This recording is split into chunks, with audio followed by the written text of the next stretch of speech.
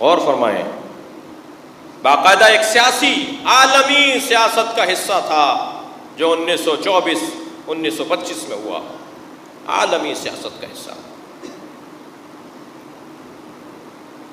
1924 ربیع الاول کے مہینے میں آل سعود نے، تاریخ کہتی ہے، ایسی عیسائیوں نے اور غیر مسلموں نے جو جغرافیہ کی تاریخ لکھی ہے اور قبائل کی تاریخیں لکھی ہیں، اس میں لکھا ہے کہ ڈکیت قبیلہ تھا، ان کا کام لوٹنا مارنا تھا، یہ خاندانی طور پر لوٹ مار کرنے والے لوگ ہیں۔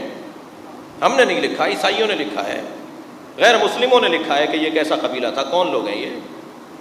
1924 ربیع الاول کے مہینے میں انہوں نے حجاز پر قبضہ کیا، اور پھر 1925 شوال کے مہینے میں انہوں نے جنت البقیع کو منہدم کر دیا۔ 4 معصوم اماموں کا مزار، ایک ہی گنبد کے نیچے 4 قبریں، 10,000 صحابہ کرام کی پختہ قبریں، امہات المومنین کی پختہ قبریں، شہدائے احد کی قبریں جن کے جنازوں کو احد سے لا کر پھر یہاں دفنایا گیا تھا، اور کچھ زخمی جو بعد میں شہید ہوئے تھے ان کی قبریں جنت البقیع کے اندر ہیں۔ حضرت رباب زوجہ امام حسین کی قبر، حضرت شہربانو زوجہ امام حسین کی قبر، حضرت ام البنین ان کی پختہ قبر، ان سب کو گرا دیا گیا۔ پھر یہ لوگ گئے جنت المعلیٰ میں، مکہ المکرمہ میں، اور انہوں نے حضرت ابو طالب کا مزار، حضرت خدیجہ کا مزار انہوں نے گرایا۔ پھر یہ وہاں سے گئے کربلا، اور 5,000 زائرین امام حسین کو شہید کیا گیا۔ 500 نہیں، 5,000، بعض میں لکھا 6,000، 5 سے 6,000 زائرین امام حسین کو شہید کیا۔ امام کے مزار کے زیورات کو، قیمتی جو چیزیں وہاں موجود تھیں ان کو لوٹ کے لے گئے، دروازے اکھاڑ کے لے گئے جو سونے اور چاندی کے دروازے تھے، زری کو انہوں نے نقصان پہنچایا، مزار کی بے حرمتی کی، قبر کی بے حرمتی کی۔ 1925 یہی مہینہ تاریخ اسلام کا سیاہ باب، سازش تھی، باقاعدہ سیاست تھی۔ عزیزان گرامی، 1924 کے اندر یہودی نے یعنی اسرائیل نے، یعنی صہیونیوں نے جب وہاں پر 1942 میں قبضہ کیا ہے فلسطین کے اوپر، اس سے پہلے جب انہوں نے اپنے لوگوں کو فلسطین میں آباد کرنا شروع کیا، وہی 8، 10، 15 سال پہلے انہوں نے آل سعود کے اندر اپنے لوگوں کو بھیجا۔ آج بھی یہ داعش جو ہے یہ یہودی ہیں، یہ مسلمان نہیں ہیں، یہودی ہیں، اسرائیلی ہیں، صہیونی ہیں۔ بہت سارے ثبوت ہیں اس وقت، بہت سارے دلائل ہیں کہ یہ لمبی داڑیاں رکھنے اور اس حلیے کو اپنا کر، یہیں گجرانوالہ کے اندر 6 سال تک ایک یہودی نماز پڑھاتا رہا ایک مسجد میں، مفتی تھا بہت بڑا، مفتی بن کر رہا، بڑی لمبی داڑھی، اور صاحب کہاں سے آیا ہے؟ صاحب لبنان سے آیا ہے، کیا کرنے آیا ہے؟ یا تبلیغ کرنے آیا ہے، پیسے کی کمی نہیں ہے، شکل صورت کے اچھے ہیں، ہمارے لوگوں کو اور فقیروں کو کیا چاہیے۔ معلوم ہوا کہ 6 سال تک یہاں ایک مسجد میں نماز پڑھاتا رہا، یہاں سے وہاں واپس جانے کے بعد جو اس نے وہاں لکھا یا بولا، اس سے معلوم ہوا کہ یہ کون تھا۔ باقاعدہ لوگ ان کے جو مارے جا رہے ہیں، پکڑے جا رہے ہیں، تو اس میں ثابت ہو رہا ہے کہ مسلمان نہیں ہے۔ باقاعدہ مسلمانوں کے حلیے میں آ کر یہ مزارات گرانا، مزارات مسمار کرنا، منہدم کرنا، اور اس کے ذریعے سے فساد پھیلانا، اس کے ذریعے سے مسلمانوں میں اختلاف اور لڑائیاں کروانا۔ جو یہودی اپنی مذہبی مقدس فقہی کتابوں میں یہ مسئلے لکھتے ہوں، ان کی مقدس فقہی کتابوں میں مسئلہ یہ لکھا ہوا ہے کہ ایک کتے کو مارنا گناہ ہے، مگر ایک مسلمان کو مارنے کا کوئی گناہ نہیں ہے۔ لکھا ہے کہ اگر ایک تالاب سے کتا پانی پی لے تو وہ تالاب نجس نہیں ہوگا، لیکن اگر ایک مسلمان پانی پی لے تو وہ پورا تالاب نجس ہو جائے گا۔ جی، وہ ظاہر ہے کہ اگر بھیس بدل کے، مسلمانوں کا بھیس بدل کے گلے کاٹ رہے ہوں تو کیا تعجب کی بات ہے؟ گلے کاٹنا تو ان کے لیے، ان کے مقصد میں ہے، ان کے ہدف میں ہے۔ اور ہم مسلمان تو پہلے بہت پرانے سادے لوگ ہیں، کوئی اللہ اکبر کہتا ہے تو لگتا ہے یہ ہمارا ہے، وہ اللہ اکبر کہہ کے گلا کاٹتے ہیں، ہم سمجھتے ہیں یہ مسلمان ہے۔ باقاعدہ ایک سازش ہے، عالمی سیاست ہے، عالمی سازش ہے۔ جس کے تحت تقریباً 80 سال پہلے جو کچھ ہوا اور دوبارہ سے اس ہمارے دور کے اندر وہی کچھ شروع ہوا ہے. مزارات گرانے کا سلسلہ گزشتہ سالوں میں کتنے نبیوں کے مزارات انہوں نے گرائے. اب انہوں نے نبی کے مزار کی پارکنگ میں دھماکہ کر کے کہ اشارہ تو دے دیا کہ ہم یہاں تک پہنچے ہوئے ہیں. نبی کے مزار کو گرانے کی تیاری ایک عالمی سازش ہے مسلمانوں کو. اور ہمارے یہاں مشکل یہ ہے کہ جو خود اس کا حصہ ہیں، اس سازش کا حصہ ہیں آل سعود، وہ مسلمانوں کے لیے ایک مقدس عنوان ہے. لیکن مکر تم بھی کرو گے اور حکمت اللہ کے پاس بھی ہے، اور اللہ کی حکمت کے سامنے تمہارا مکر چل نہیں پائے گا. صلوات پڑھے محمد و آل محمد پر.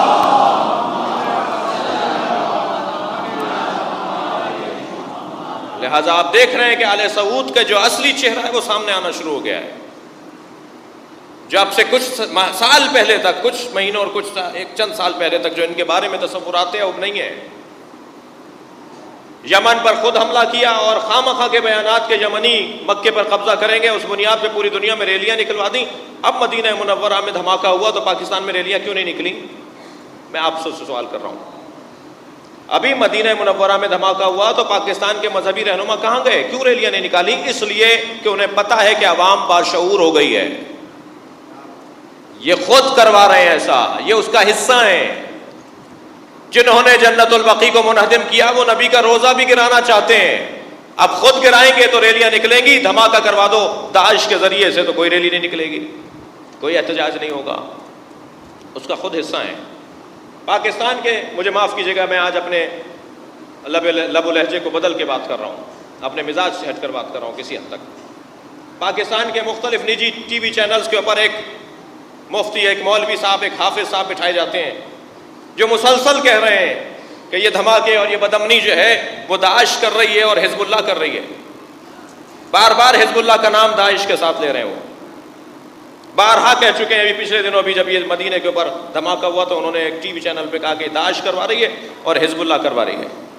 مجھ سے ایک صاحب آئے، کہنے لگے جواب دیجئے، بتائیے، کہیے. میں نے کہا صاحب ہمیں اتفاق نہیں ہوا ان کے ساتھ اس موضوع پہ بات کرنے کا. اتفاق ہوگا تو پھر بات ہوگی کہ کیا جواب دیا جائے گا. لیکن وہ صحیح کہہ رہے ہیں. میں نے اپنے ایک دوست سے کہا وہ صحیح کہہ رہے ہیں.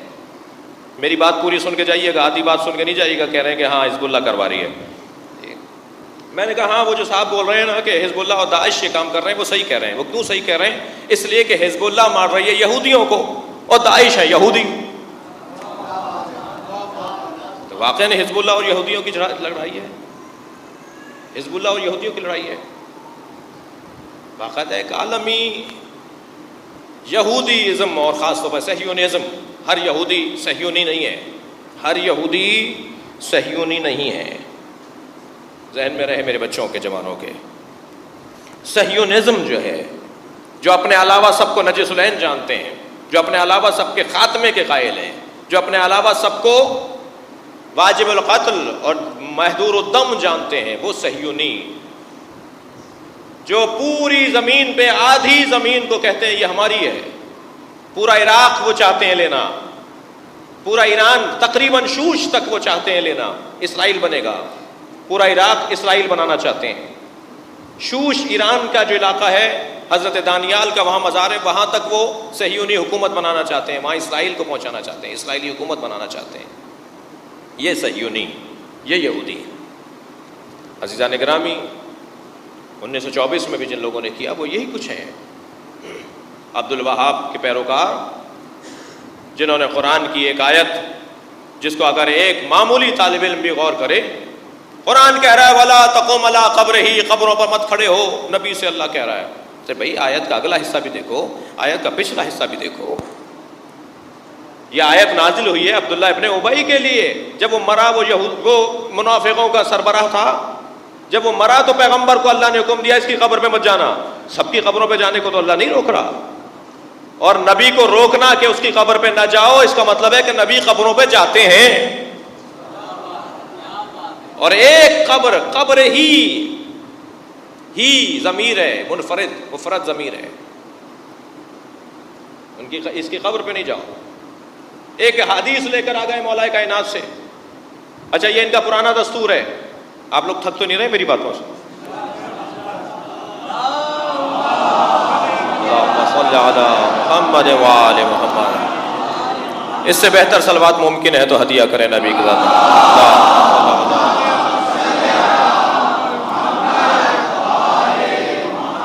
ایک حدیث لے کر آئے ہیں جو مولا سے منسوب کر رہے ہیں کہ مولا علی نے فرمایا کہ قبروں کو گرا دو. مولا علی نے فرمایا کہ قبروں کو گرا دو. اچھا یہ پرانا طریقہ ہے کہ اگر میں کسی کو قائل کرنا چاہوں گا تو ان کے بڑے کا حوالہ دوں گا، وہ مجھے قائل کرنا چاہیں گے تو میرے بڑے کا حوالہ دیں گے تاکہ ہم قائل ہو جائیں جلدی. ابھی ایک اور دانشمند، دانشور، بڑے محترم، بڑے معظم ایک ڈاکٹر صاحب جن کا تعلق لاہور سے بھی ہے اور بین الملک سے بھی ہے، انہوں نے پچھلے دنوں ایک پوری تقریر کی ہے کہ اہل بیت میں اور اہل بیت کے ساتھ جو شیعہ حضرات کہتے ہیں کہ فلاں فلاں نے دشمنی کی، ان میں کوئی لڑائی نہیں تھی، ان میں تو اپنی دوستیاں بڑی گہری تھیں، بڑا پیار تھا آپس میں. ہمارے مذہب کی بنیادی اس پر ہے، مکتب اہل بیت کی بنیادی اس پر ہے کہ اہل بیت کے ساتھ زیادتیاں ہوئی ہیں، ظلم ہوا ہے. اب اگر کوئی یہ کہہ کر کہ ان میں تو دوستیاں تھیں، یہ کیا کر رہا ہے؟ یہ ہماری بنیادوں کو ہلا رہا ہے نا، کوشش کر رہا ہے ہماری بنیادوں کو ہلانے کی. ہم کہتے ہیں کہ جنگ صفین ہوئی، نہروان ہوئی، جمل ہوئی، صفین ہوئی، نہروان ہوئی. ہم کہتے ہیں کربلا کی جنگ ہوئی.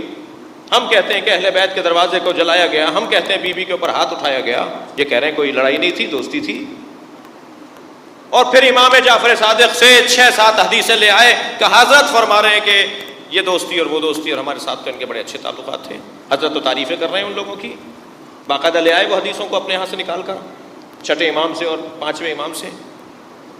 جی مثلا کہا جاتا ہے کہ بڑی دوستی تھی ان میں آپس میں. مولا علی کو دیکھو، مولا نے فلاں فلاں کے نام پر اپنے بچوں کے نام رکھے ہیں. لڑائی ہوتی تو اپنے بچوں کے نام کیوں رکھتے؟ مولانا توجہ ہے. اگر مولا علی میں اور ان لوگوں میں لڑائی ہوتی تو مولا اپنے بچوں کے نام ان کے ناموں پر کیوں رکھتے؟ ہم نے ایک ایسی ہی نشست کے اندر جواب دیا کہ مولا علی نے تو فلاں فلاں نام رکھے، انہوں نے بھی علی، فاطمہ، حسن، حسین نام رکھا. کوئی ایک مثال بتائیے، صلوات پڑھے ذرا محمد و آل محمد کا.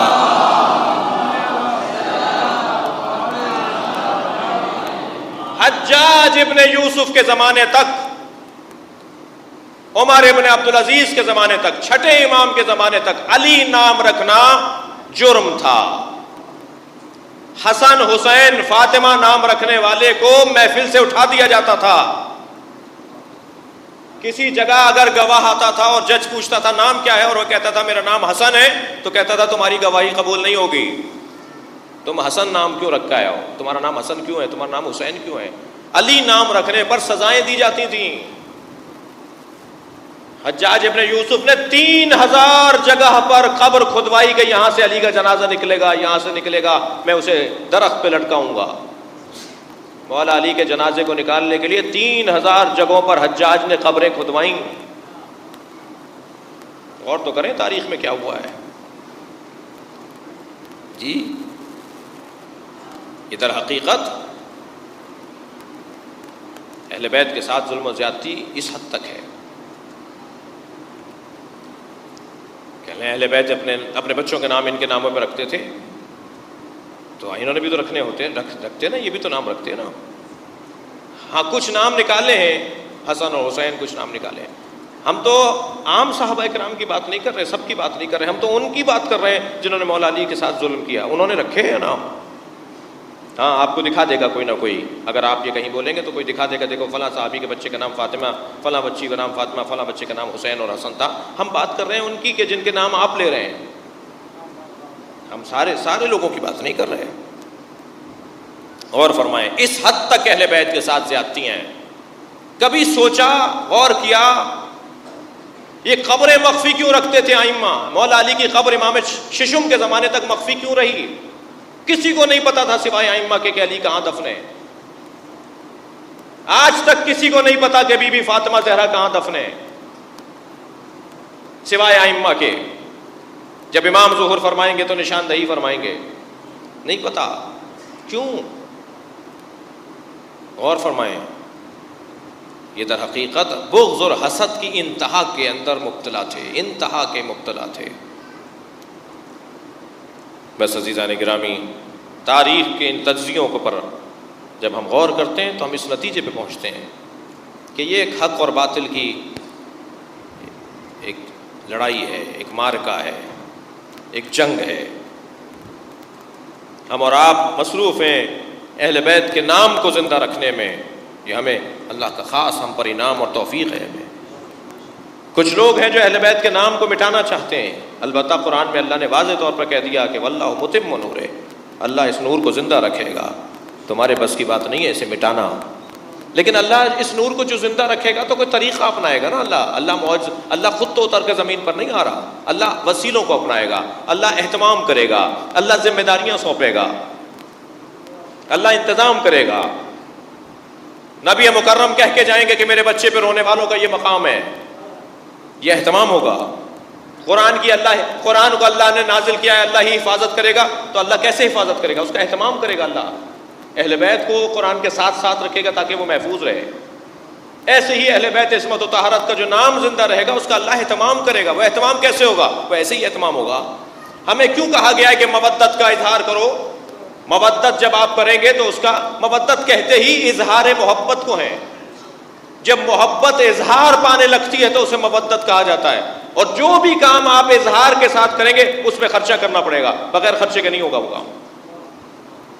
اظہار خرچہ مانگتا ہے، اظہار خرچہ مانگتا ہے، اہتمام مانگتا ہے.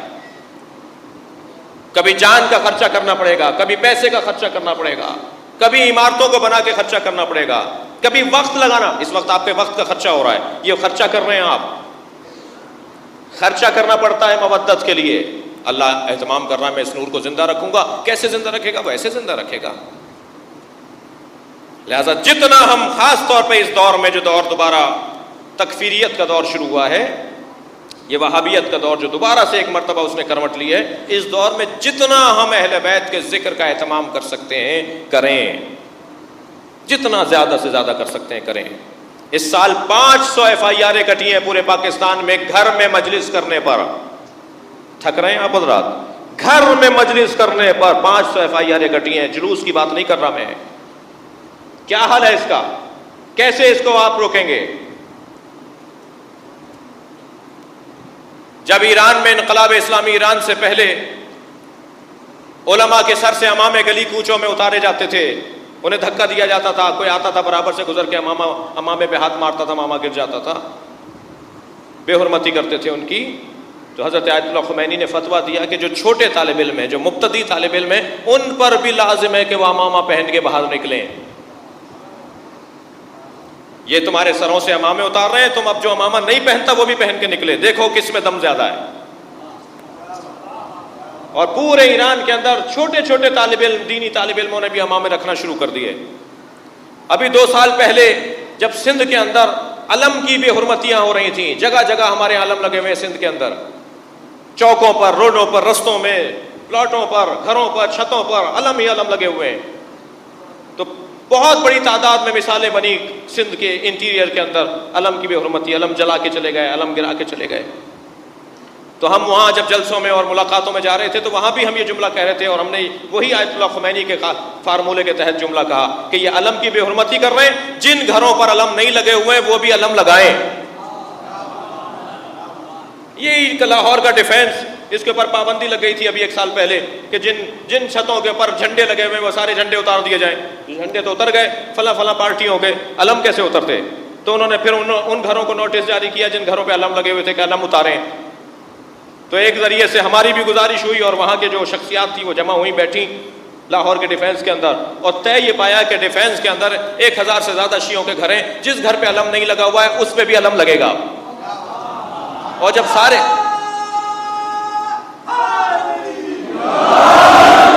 سارے گھروں پر علم لگنا شروع ہو گئے تو وہ نوٹیفیکیشن واپس ہو گیا. یہی حال ہے. اگر ایک مجلس گھر میں کرنے پر FIR کٹ رہی ہے تو ہر FIR پر 3 مجلسیں ہونی چاہیے. صلوات پڑھیں محمد و آل محمد کا.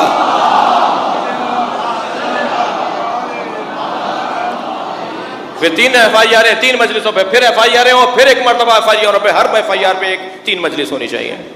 پھر دیکھتے ہیں کہ کس کے اندر دم زیادہ ہے. ہم اپنے گھر میں بیٹھ کر امام حسین کا ذکر نہیں کریں گے. ان مجالس کا اور ان مودت کی محفلوں کا اہتمام کرنا ہم پر شاید ماضی سے زیادہ اب ضروری ہو گیا ہے. گزارش کروں گا جن کے گھروں میں مجلسیں نہیں ہوتی مجلسیں کریں، جو نیاز نظر نہیں کرتے محرم میں اور کہیں حصہ ڈال دیتے ہیں اپنے گھر میں کریں، دیکھیں دم کس میں زیادہ ہے۔ پاکستان کے آئین کے مطابق، پاکستان کے قانون کے مطابق مجلس کرنا میرے لیے قانون مجھے اجازت دیتا ہے، آئین ہمیں اجازت دیتا ہے، ہمیں آئین اجازت دیتا ہے کہ ہم مجلس امام حسین کریں، ہم روڈ پر ماتم کریں، ہمیں آئین اجازت دیتا ہے۔ ریڈ زون میں کئی مہینے تک بیٹھنے کے لیے تو کسی پرمٹ کی ضرورت نہیں ہے، اور امام حسین کے جلوس کے لیے پرمٹ کی ضرورت ہے۔ یہ ہمارے بزرگوں نے بہت سارے کام اچھے کیے، کچھ کام ہمارے لیے غلط چھوڑ گئے، وہ کچھ کام ہمارے بڑے غلط چھوڑ گئے ہمارے لیے۔ مثلا یہ پرمٹ کی عادت ڈال گئے، ان کو پرمٹ کی کوئی ضرورت ہی نہیں تھی، صرف اطلاع کرنا ضروری ہے ریاست کو، صرف اطلاع کریں ہم مجلس کر رہے ہیں بس۔ پرمٹ لینا قانون نے پہلے ہی پرمٹ دیا ہوا ہے ہمیں، قانون نے پہلے ہی کہا ہوا ہے۔ یہ سیاسی ریلیاں اور جلسے جلوس تو جائز ہیں، امام حسین کے نام پر 4 آدمی باہر نکل کر حسین حسین کہیں تو وہ پرمٹ کی ضرورت ہے۔ جیسے وہاں صرف اطلاع کی جاتی ہے مقامی انتظامیہ کو، ایسے ہی یہاں اطلاع کی جائے گی کہ ہم مجلس کر رہے ہیں، ہم جلوس کر رہے ہیں بس۔ قانون ہمیں اجازت دے رہا ہے، پاکستان کا آئین ہمیں اجازت دے رہا ہے۔ مقدمات چل رہے ہیں بعض کورٹوں میں اسی حوالے سے جو میں عرض کر رہا ہوں آپ سے، لیکن اور بعض لوگ تو ہمارے بڑے فخریہ طور پہ کہتے ہیں ہمارے پاس فلاں 200 سال پرانا پرمٹ ہے۔ بھائی تم نے 200 سال پہلے نہ لیا ہوتا تو آج ہمیں مشکل نہ ہوتی۔ وائسرائے نے اور انگریزوں نے آپ کو عادت ڈال دی اور پھر یہاں تک بات پہنچ گئی۔ نہیں عزیزان گرامی، جتنا اب تک ہم کرتے آئے ہیں، یہ ایک سازش ہے جو ہو رہا ہے اس وقت داعش کے ذریعے سے، آل سعود کے ذریعے سے۔ جہاں جہاں شیعہ آبادیاں ہیں آل سعود نے انہیں تنگ کیا ہوا ہے، جہاں جہاں شیعہ آبادیاں ہیں، وہ بحرین ہو، وہ یمن ہو، جی وہ عمان ہو۔ عمان میں جو مسائل ہیں، وہ واحد عرب ملک ہے کہ جو ان لوگوں کی بات نہیں مانتا، واحد عرب ملک ہے جہاں اذانوں میں اب علی و ولی اللہ بھی عام کہنے کی اجازت ہوئی ہے۔ جی وہ ان کی عرب لیگ کے اندر نہیں ہے، وہ ان کی سمجھوتوں میں نہیں ہے۔ جہاں جہاں شیعہ آبادیاں ہیں، پاکستان میں کیا کچھ نہیں کیا انہوں نے، پاکستان میں کیا کچھ نہیں کیا انہوں نے۔ ایک جگہ بات ہو رہی تھی کہ پاکستان کے اوپر سعودی عرب کے بڑے احسانات ہیں۔ ایک ریٹائرڈ جنرل صاحب ایک رسانے کے اوپر ہمارے ساتھ بیٹھے ہوئے تھے، کہنے لگے پاکستان کو طے کرنا ہوگا کہ سعودی عرب کے ساتھ اسے اچھے تعلقات رکھنے چاہیے۔ کیوں؟ اس لیے کہ سعودی عرب کے احسانات پاکستان پہ بہت ہیں۔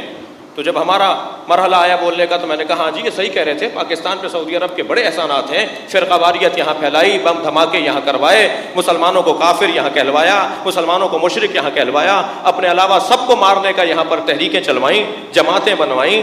بڑے احسانات ہیں پاکستان پہ سعودی عرب، بڑی مہربانیاں ہیں پاکستان کے اندر سعودی عرب کی۔ اپنے ملک میں تو اتنی سی پرچی بھی داخل نہیں ہونے دیتا جب آپ حج کرنے جائیں گے یا عمرہ کرنے جائیں گے، اتنی چیکنگ ہوگی کہ اتنا سا پرچہ بھی آپ کوئی تحریر پرنٹ پرچہ آپ لے جائیں، اور وہاں سے کتابیں بڑھتی ہیں شیعہ کافر کی۔ جب آپ حج کر کے لوٹ رہے ہوتے ہیں باقاعدہ مسودے دیتے ہیں، باقاعدہ تحریریں ہوتی ہیں جس میں آپ کو کفر کا آپ کے اوپر فتوے لگ رہے ہوتے ہیں۔ یہ عالمی طور پر ایک سازش ہے مسلمانوں کو لڑانے کی۔ کہا جاتا ہے کہ دنیا بھر کے اندر فرقہ واریت ایرانی انقلاب کے بعد پھیلی۔ توجہ چاہوں گا، یہ بھی ہم ایک چینل پر کہہ چکے ہیں، دنیا بھر میں فرقہ واریت اسلامی جمہوریہ ایران کے انقلاب کے کامیاب ہونے کے بعد نہیں پھیلی ہے، 1924 سے پھیلی ہے جب آل سعود نے قبضہ کیا حجاز کے اوپر۔ اس سے پہلے کوئی فرقہ واریت نہیں تھی دنیا کے اندر۔